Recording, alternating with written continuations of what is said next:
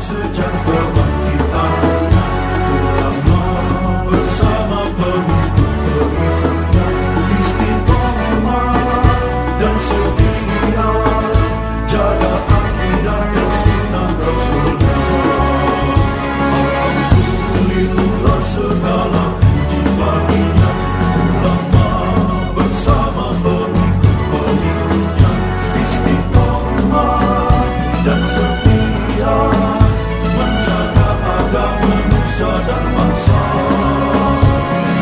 Mari kuatkan niat kita, kita bulatkan tekad kita, terus lanjutkan amal kita, mengembangkan khidmat kita. Assalamualaikum warahmatullahi wabarakatuh. Waalaikumsalam.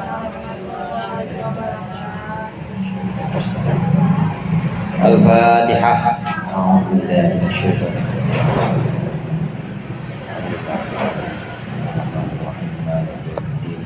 Iyyaka na'budu wa iyyaka nasta'in. Ihdinas siratal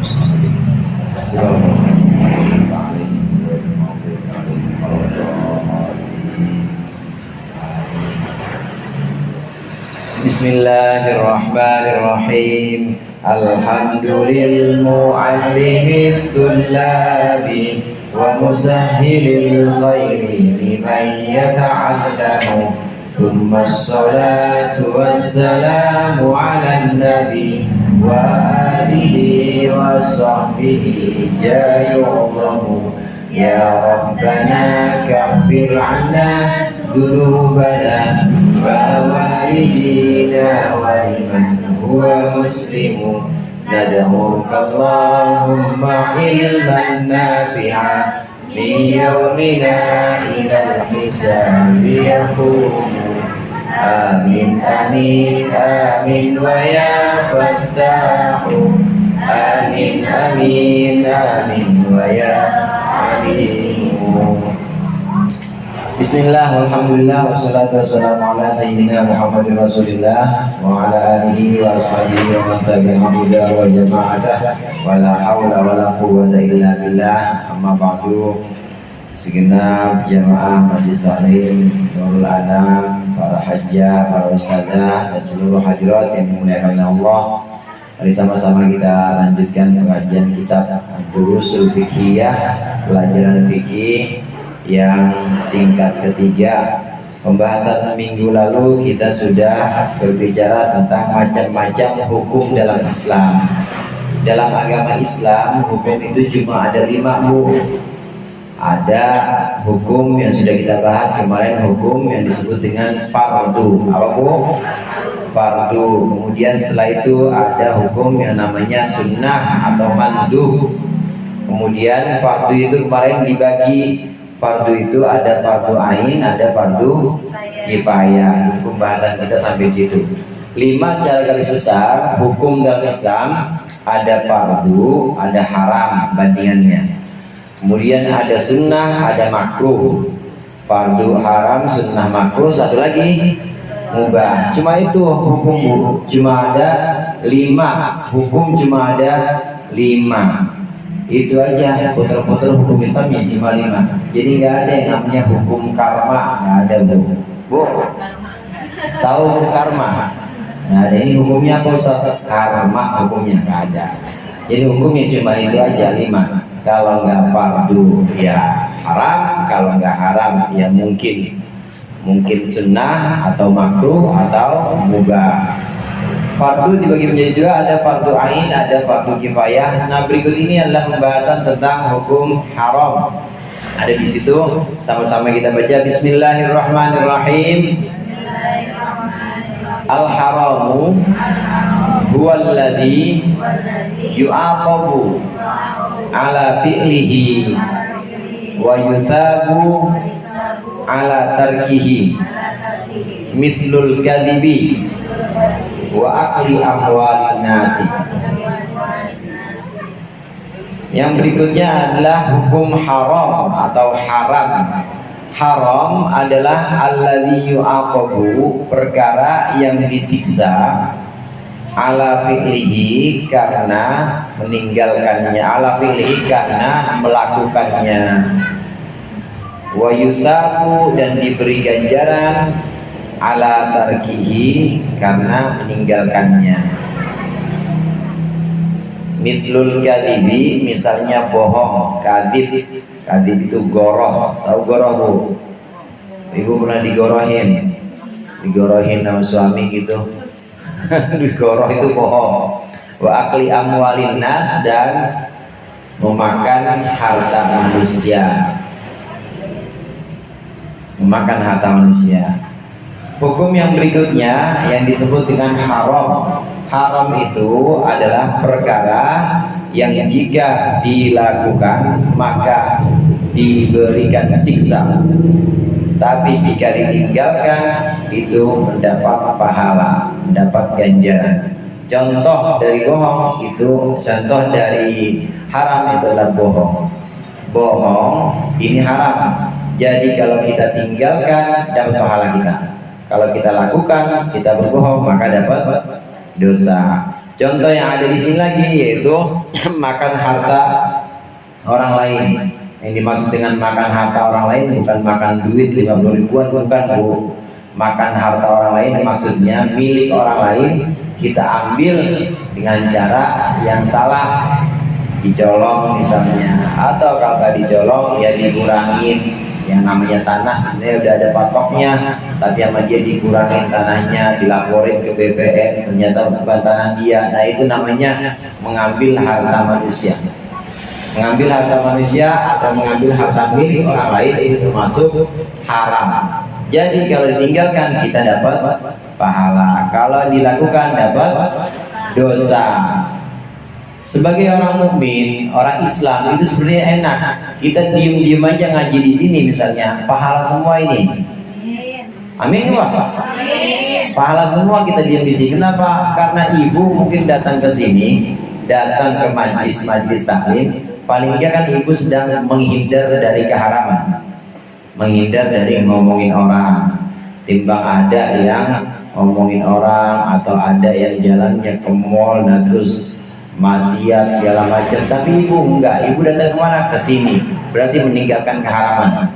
Jadi diam-diam aja sebenarnya itu juga sudah dapat pahala semua. Kenapa? Karena meninggalkan keharaman.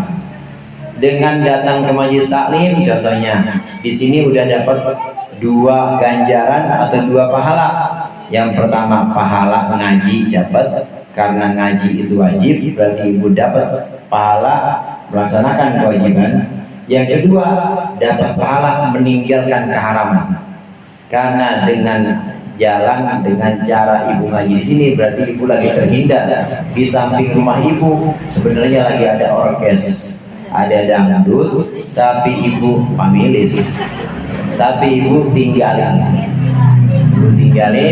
Nah itu berarti dapat 2 pahala sekaligus, pahala ngaji karena menjalankan kewajiban dan pahala meninggalkan keharaman. Keharaman itu perkara yang kalau kita tinggalkan dapat pahala. Contohnya seperti bohong, tinggalkan dapat pahala. Kemudian mencuri atau memakan harta orang lain dengan cara yang tidak benar, itu juga haram, maka kita tinggalkan, kita dapat pahala juga. Ini keharaman. Memang nanti tingkat keharaman itu tingkat keharaman yang jika dilakukan mendapat dosa itu bertingkat-tingkat, tergantung besar dosanya. Rasulullah SAW berpesan kepada kita bahwa dosa yang termasuk akbarul kabair, termasuk dosa-dosa besar. Ketika Nabi ditanya, ayyul dzambi akbar ya Rasulullah, dosa apa yang paling besar? Rasulullah menjawab, yang pertama adalah asyirku billah, yaitu musyrik atau menyekutukan Allah, nyembah, sembahyang juga, tapi dia juga nyembah yang lain selain Allah. Ini namanya musyrik, ini dosa yang paling besar. Atau dia tidak menyembah Allah, tapi menyembah Tuhan yang dia yakini sendiri. Apa Tuhannya? Ya Tuhannya patung. Ini musyrik, ini dosa yang paling besar. Kalau udah dosa yang paling besar ditimbang pakai kebaikan apa aja, nggak akan bisa dibandingkan.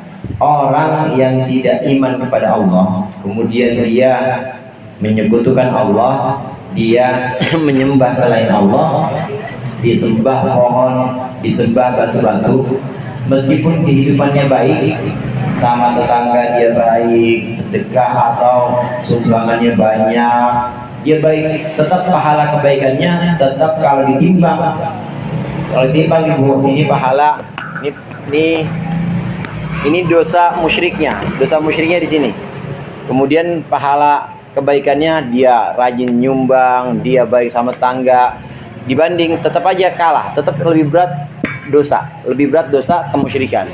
Mau ditambahin lagi kebaikan-kebaikan tetap dosa, tetap banyak, tetap lebih berat dosa kemusyrikan itu, karena dosa kemusyrikan itu dosa yang paling besar, maka keharamannya adalah keharaman yang paling tinggi. Ini status haramnya musyrik. Yang kedua, kata Rasulullah, yaitu membunuh orang. Ini dosa terbesar setelah musyrik atau setelah syirik. Musyrik itu sebenarnya orangnya, Bu, perbuatannya namanya syirik. Syirik pakai shin, bukan pakai s. Kalau pakai s ya enak kita minum sekarang. Kalau pakai s, sirik itu ngiri. Sirik aja lu sama gua, namanya sirik. Kalau ini syirik. Syirik itu perbuatannya, orangnya namanya musyrik. Setelah syirik, dosa terbesar yang kedua yaitu membunuh. Ini dosa terbesar yang kedua. Berat ini tanggungannya nanti di akhirat, timbangan keburukannya ini bisa berat sekali, sulit untuk bisa dibandingkan dengan kebaikan-kebaikan, kecuali tobat. Kalau orang yang syirik, kemudian orang yang bunuh, misalnya pembunuh, dia bertobat, insya Allah sebesar apapun dosa orang itu, kalau memang tobat dan tobatnya tobatan nasuha, Allah ampuni. Asal sebelum dia meninggal tobat. Kalau belum meninggal, awal dia meninggal belum sempat tobat, ya tahu dari sana tinggal gimana Allah, apakah Allah akan memberikan ampunannya atau enggak. Tapi kalau sebelum meninggal dia sudah sempat bertobat, insya Allah dosa sebesar apapun itu bisa diampuni oleh Allah. Ini yang kedua. Yang ketiga, yang termasuk akbarul kabair, yang termasuk dosa besar setelah syirik, membunuh orang, yaitu zina. Ini termasuk dosa besar. Zina ini hubungan kumpul kebo, hubungan hubungan ya kumpul kebo, dan pokoknya di luar pernikahan. Di luar pernikahan termasuk dosa besar yang disebut dengan zina. Nah, tingkat keharaman juga begitu. Keharaman bertingkat-tingkat. Ada yang tingkatnya tinggi kalau memang dosanya besar seperti syirik. Ada yang keharaman tingkatnya itu rendah, tingkatnya itu ringan. Nah, nanti sampai pada jenjang paling keharaman yang paling rendah, ini nanti baru bersentuhan dengan yang makruh. Karena makruh ada yang disebut dengan makruh tahrim. Makruh yang benar-benar dilarang sampai hampir-hampir itu mendekati karena haram. Begitu juga haram. Haram ada yang sangat ringan keharamannya hingga mendekati makruh. Jadi bisa digambarkan begini. Haram bertingkat-tingkat tuh. Tingkat keharaman. Paling tinggi tadi syirik. Kemudian di bawah syirik apa, Bu? Di bawah syirik membunuh orang. Kemudian zina. Terus ada keharaman-keharaman lain. Nah, yang paling rendah keharaman ini, di sini udah ada makruh nih. Di sini udah ada makruh. Kemakruhan yang paling tinggi hampir dekat dengan keharaman. Yang paling keharaman yang paling rendah itu hampir bersentuhan dengan makruh yang paling tinggi. Atau kalau kita balik, makruh itu kalau sudah tingkat makruhnya tinggi itu hampir mendekati keharaman, namanya makruh. Contoh yang makruhnya makruh tahrim itu sholat setelah subuh atau setelah asar atau saat matahari tepat di atas kepala kita, kecuali hari Jumat. Ini makruh tahrim, hampir mendekati keharaman. Kalau hampir mendekati keharaman, ya hampir-hampir dosa. Itu contoh makruh yang disebut dengan makruh tahrim. Bahkan ada ulama yang mengatakan itu haram, tapi haramnya haram tingkat rendah. Ada orang sholat haram di waktu asar, habis asar dia sholat lagi haram. Haramnya gimana? Haramnya tidak terlalu tinggi, maksudnya tidak seperti keharaman mencuri, tidak seperti keharaman membunuh orang. Jadi hukum itu tetap bertingkat-tingkat, keharaman, kemudian kemakruhan itu juga tetap bertingkat-tingkat. Nah, kemudian nanti ada kesimpulan dari semua ini, dari jenis-jenis hukum yang dibahas dalam syariat Islam. Kita lanjutkan dulu al-mandubu. Yang berikutnya yang disebut dengan mandub. Mandub kadang-kadang kita sebut dengan sunnah. Mandub itu huwallazi yutsabu ala fi'lihi, yaitu perkara yang diganjar atau diberikan pahala ala fi'lihi karena melakukannya, wala yu'aqabu ala tarkihi, dan tidak disiksa ala tarkihi karena meninggalkannya. Mithlu sholatin nafli, seperti sholat sunnah. Ada hukum fardu, ada hukum haram, ada hukum mandub. Mandub itu sunnah. Sunnah pengertiannya adalah perkara yang jika dikerjakan maka akan mendapat pahala, tapi jika ditinggalkan tidak apa-apa, nggak berdosa.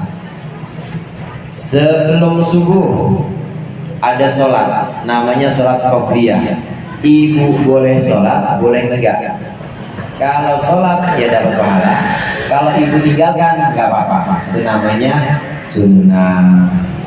Puasa Senin Kamis, utang ibu udah dibayar Ramadan, tapi masih belum juga datang Ramadan, ibu mau puasa Senin Kamis, Senin Kamis, Senin Kamis. Di sini semua Senin Kamis kan ya?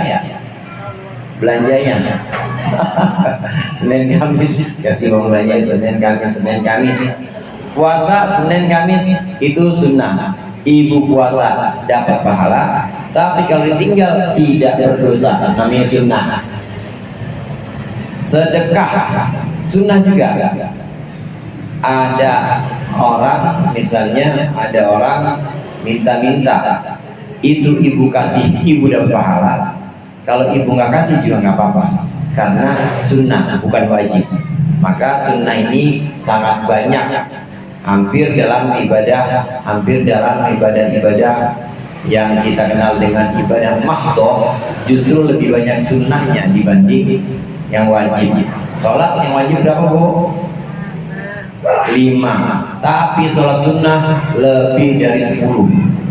Ada qobliyah, ada ba'diyah, ada sholat duha, ada tahajud, ada sholat tasbih, ada sholat hajat. Belum lagi musim kemarau sekarang ada yang namanya sholat istisqa. Belum lagi sholat-sholat yang lain yang hubungannya dengan hari raya Idul Fitri, ada banyak. Jadi justru dalam ibadah-ibadah yang sifatnya mahdhah, ibadah murni, itu lebih banyak yang sunnah. Kalau kita lakukan kita dapat pahala, tapi kalau ditinggalkan tidak apa-apa.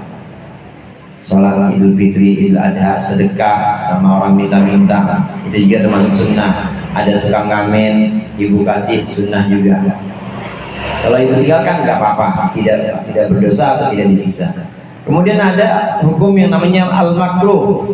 Al-makruh, hukum yang namanya makruh walladhi, yaitu perkara yutsabu ala tarkihi, yang diberikan pahala apabila ditinggalkan, wala yu'aqabu ala fi'lihi, dan tidak disiksa karena melakukannya. Mithlus malis siwaki, seperti menggunakan siwak. Siwak itu semacam pembersih gigi, sikat gigi dari batang, namanya batang kayu, kayunya namanya kayu arok. Lis-shaimi ba'da zawal, siwakan untuk orang berpuasa setelah zuhur, itu hukumnya makruh. Makruh itu perkara yang jika ditinggalkan dapat pahala, jika dilakukan tidak berdosa. Contohnya orang puasa setelah zuhur makruh siwakan atau makruh gosok gigi. Kalau kita puasa habis zuhur gosok gigi tidak apa-apa, tidak dikenakan dosa, tidak batal juga, cuman makruh. Kalau kita tinggalkan artinya habis zuhur udah itu tadarus saja, habis zuhur masak aja udah nggak usah diwangi-wangiin gigi segala macam, udah pokoknya nggak usah siwakan, maka dapat pahala kita. Karena makruh itu jika ditinggalkan dapat pahala, jika dilakukan tidak dosa. Bandingannya sunnah makruh. Kalau sunnah mandub tadi, sunnah jika dilakukan dapat pahala, jika ditinggalkan tidak berdosa. Kalau makruh jika ditinggalkan dapat pahala, jika dilakukan tidak berdosa. Bandingannya sunnah itu makruh. Kemarin bandingannya fardu itu haram. Fardu itu atau wajib, perkara yang kalau dilakukan dapat pahala, ditinggalkan dosa. Bandingannya haram. Haram dilakukan dosa, ditinggalkan pahala. Jadi ada bandingannya masing-masing. Nah, yang berikut ini yang ada di tengah-tengah, mubah. Hukum yang kelima yang disebut dengan mubah, al-mubahu huwallazi yastawi fi'luhu wa tarkuhu.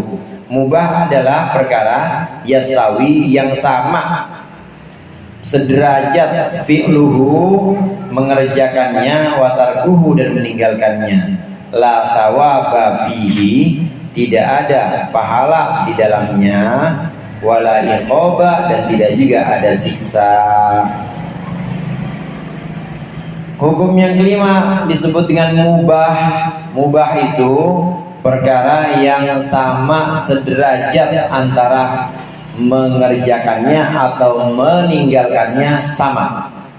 Kita mengerjakan ya tidak dapat pahala, kita tinggalkan juga tidak dapat dosa. Kita meninggalkannya tidak dapat pahala, kita mengerjakannya juga tidak dapat dosa, sama. Contoh yang mubah apa? Contoh yang mubah, minum mubah. Ibu minum dosa nggak, Bu? Kalau nggak minum nggak dosa juga. Makan contohnya, makan mubah juga. Ibu makan dosa apa nggak, Bu? Tapi nggak mau makan, tawarin enggak, makasih, jangan segini, dosa nggak? Enggak juga, makan namanya mubah. Banyak yang mubah ini. Lagi misalnya kita pergi ke ini, kita pergi ke satu tempat atau ke warung misalnya, warung yang memang tidak, tujuannya tidak ada hubungannya dengan ibadah, ini juga mubah. Ibu pergi ya tidak dosa, kemudian di rumah aja juga tidak dosa, sama aja, namanya mubah. Dalam kegiatan atau perbuatan yang sifatnya mubah ini bisa berubah hukumnya tergantung niat kita. Orang minum, kemudian minumnya itu dia niatin untuk ibadah, maka dapat pahala. Perkara-perkara yang mubah, urusan-urusan yang mubah, tidak ada hukum apakah dia mendapat dosa atau mendapat pahala. Itu kalau kita niatkan karena Allah, jadi ibadah dan jadi pahala. Oleh karenanya Nabi ajarkan di awal perbuatan-perbuatan yang memang baik, termasuk juga perbuatan baik yang sifatnya mubah, itu hendaklah kita baca bismillah. Minum baca bismillah, makan baca bismillah, keluar rumah baca bismillah, semuanya. Maka jadi pahala semuanya ini. Itu jadi ladang pahala, jadi ladang ibadah buat kita. Asal perbuatannya minimal perbuatan yang mubah. Sunnah cakep lagi. Ibu melakukan yang sunnah cakep lagi kalau diawali dengan bismillah. Ibu pengen sedekah, sedekah itu sunnah. Ada tukang ngamen misalnya, ibu pengen sedekah, bismillah dan berkah. Ibu baca bismillah, itu bagus lagi. Sunnah diawali dengan bismillah, cakap lagi, apalagi yang wajib. Nah, bismillah ini boleh diawali minimal untuk yang mubah, tapi jangan pakai bismillah untuk perkara yang makruh. Bu, jangan pakai bismillah untuk perkara yang makruh, nggak boleh. Apalagi untuk perkara yang haram. Bismillah pengen nyolong motor, nggak boleh, haram. Orang yang makruh aja nggak boleh. Contoh yang makruh apa tadi? Siwakan. Orang puasa siwakan. Bismillah, niat siwak karena Allah, nggak boleh, karena perkara yang makruh. Apalagi yang makruh misalnya, yang makruh, apalagi kok? Rokok. Rokok. Bismillah, nggak boleh. Kenapa? Makruh. Jadi gimana? Ya udah, rokok rokok aja, bakar aja pakai korek. Nggak usah pakai bismillah. Saya mau ngerokok pakai korek sih, nggak pakai bismillah. Maka perbuatan-perbuatan yang boleh diawali dengan nama Allah itu hanya yang minimal yang mubah, atau yang lebih tinggi dibanding mubah, sunnah atau wajib. Kalau makruh nggak boleh, apalagi yang haram dia juga tidak boleh. Ibu-ibu hadirin hadirat yang dimuliakan oleh Allah, dari semua hukum yang 5 ini kita ulang. Yang pertama apa Bu? Fardu dibagi menjadi 2. Fardu apa dan apa? Ain dan kifayah. Yang kedua hukum haram. Yang ketiga ya sunnah atau mandub. Yang keempat makruh. Yang kelima mubah. Semua hukum-hukum yang ada ini Allah turunkan melalui Al-Quran, melalui sunnah Rasul, kemudian oleh ulama, kemudian diambil hukumnya. Ini tujuan dari semua hukum-hukum syariat, itu tujuannya hanya 5 Bu. Prinsipnya itu, maksud dari hukum-hukum ini hanya 5. Yang pertama yaitu hifdzul akal. Yang pertama yaitu untuk menjaga akal. Yang kedua hifdzul din, menjaga agama. Yang ketiga hifdzul mal, menjaga harta. Yang keempat hifdzul nasab, menjaga nasab atau menjaga keturunan. Kemudian satu lagi yaitu apa tuh, lupa saya. Hifdzul mal, hifdzul nasal, hifdzul din, hifdzul akal, menjaga akal, menjaga harta, menjaga keturunan, menjaga agama. Itu hukum-hukum, semua hukum itu adalah untuk prinsipnya. Contoh begini Bu, zina. Tadi hukumnya apa zina Bu? Haram. Kenapa Allah kemudian menetapkan hukum bahwa zina itu haram? Karena untuk lihifdin nasab, untuk menjaga nasab atau menjaga keturunan. Kalau zina itu tidak diharamkan, maka keturunan atau anak ini bisa terlantar. Bapaknya siapa ini? Orang siapa aja dia mau, siapa aja dia mau, jalan diajak mau aja. Maka harus diharamkan yang namanya zina. Solusinya bagaimana? Solusinya maka ada yang namanya akad nikah, ada yang namanya nikah. Nah, nikah ini tujuannya adalah untuk hifdzul nasab, untuk menjaga nasab atau keturunan, dan juga untuk menghindari supaya anak-anak keturunan tidak terlantar. Itu contoh hukum zina. Minuman keras, mabok hukumnya apa? Haram. Kenapa ada hukum haram? Karena hifdzul akal, yaitu untuk menjaga akal. Karena minuman keras itu merusak akal. Bu, orang kalau mabok itu udah nggak kenal mana saudaranya, mana musuhnya. Kadang-kadang bini sama ipar aja dia nggak tahu. Jadi bisa masuk, bisa salah kamar. Ini bini gua apa ipar gua dah? Kayaknya bini gua dah. Bukan, kayaknya ipar gua dah. Bisa salah nama lagi mabok. Minuman keras itu dilarang. Kenapa? Karena diantara Prinsip agama itu adalah menjaga akal. Jangan sampai akal kita rusak. Sekali minum aja bisa begitu, bisa sekali minum aja bisa keliru mana ipar, mana bini, mana saudara, mana musuh. Apalagi berkali-kali minum bisa benar-benar rusak itu akalnya. Maka agama menurunkan hukum haram. Hukum-hukum itu untuk maksud, untuk tujuan tadi, menjaga akal, menjaga nasab atau keturunan. Mencuri hukumnya apa? Haram. Kenapa ada hukum haram? Karena untuk menjaga harta, hifdzul mal, menjaga kepemilikan orang. Jangan sampai seseorang ini dengan semena-mena mencuri atau mengambil milik orang lain. Sebenarnya semua hukum-hukum yang tadi kita bahas ini adalah untuk mencegah kerusakan-kerusakan, supaya tidak ada harta orang diambil, supaya akal itu tetap terjaga, supaya keturunan atau nasab itu benar-benar dijaga, sehingga tidak ada yang namanya rumah tangga retak atau broken home, anak terlantar.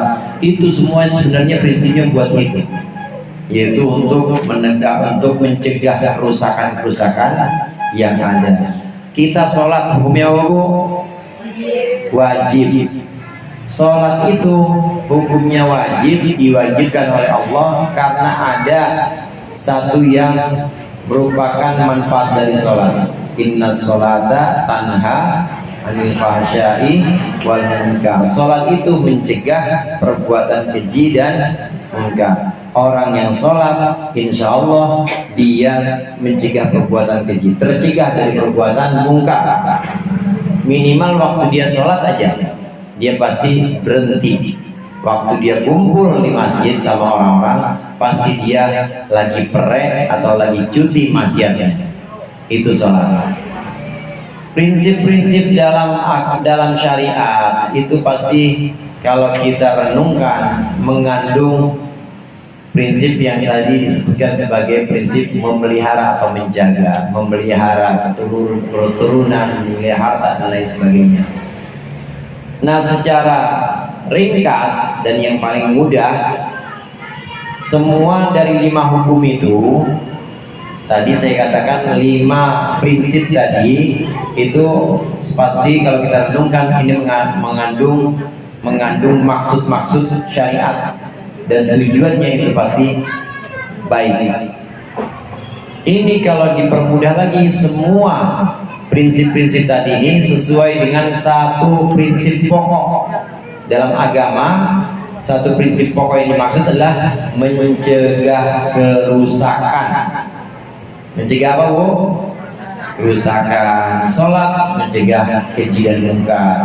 Ada hukum haram terhadap zina, mencegah anak-anak yang terlantar. Ada hukum haram terhadap minuman keras, mencegah hilangnya akal. Ada hukum haram terhadap pencurian untuk mencegah kerusakan atau perampasan milik orang lain. Pokoknya semua itu hukum dalam Islam bisa dikembalikan dalam darul mafasid, istilah fikihnya, yaitu mencegah kerusakan.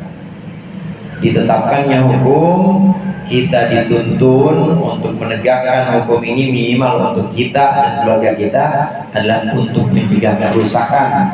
Mencegah apa, Bu? Mencegah kerusakan. Dan kerusakan itu ada 2 macam.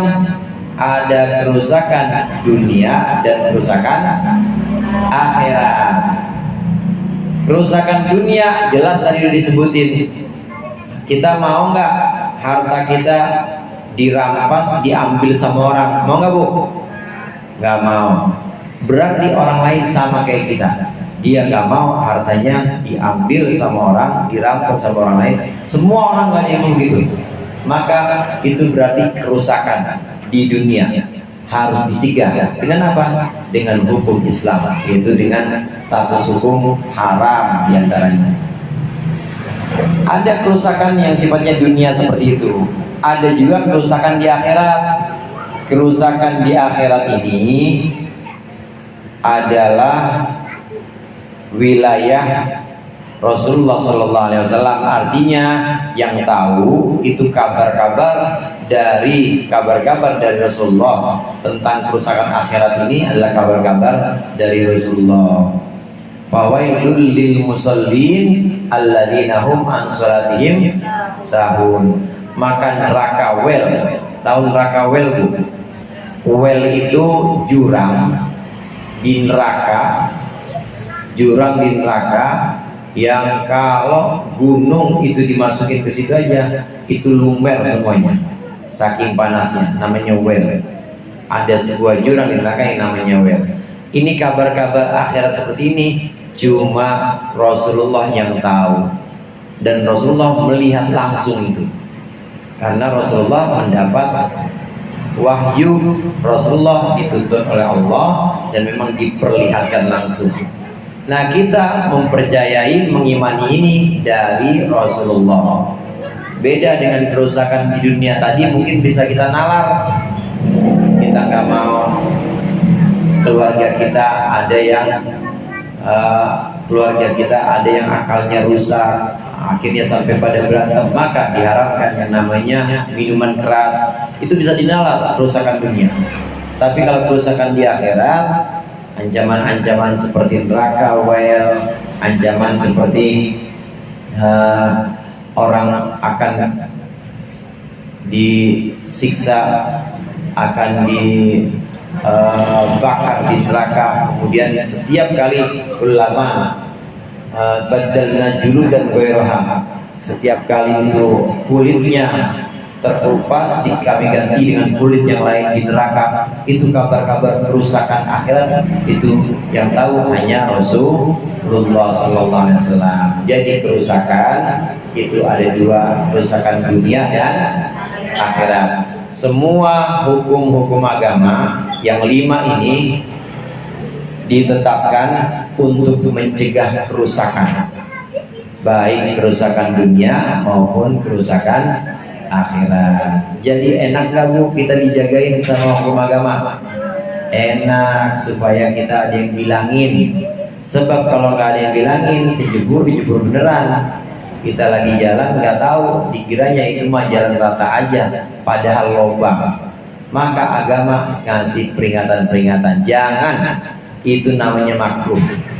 Lebih tinggi lagi, jangan, itu namanya haram. Agama sedia ini, yang ini namanya sunnah. Lebih cakep lagi yang ini namanya wajib atau fardu.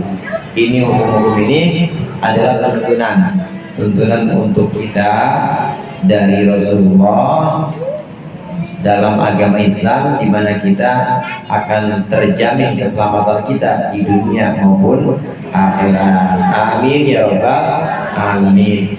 Insyaallah kita lanjutkan mulai masuk kepada pelajaran, yaitu pelajaran tentang toharoh atau bersuci dalam Islam, dalam ibadah-ibadah. Ad-darsus tsani fit toharati, wallahu a'lam bishawab. Kurang yang saya mohon maaf. Wallahu muwaffiq ila aqwamit thoriq. Assalamualaikum warahmatullahi wabarakatuh.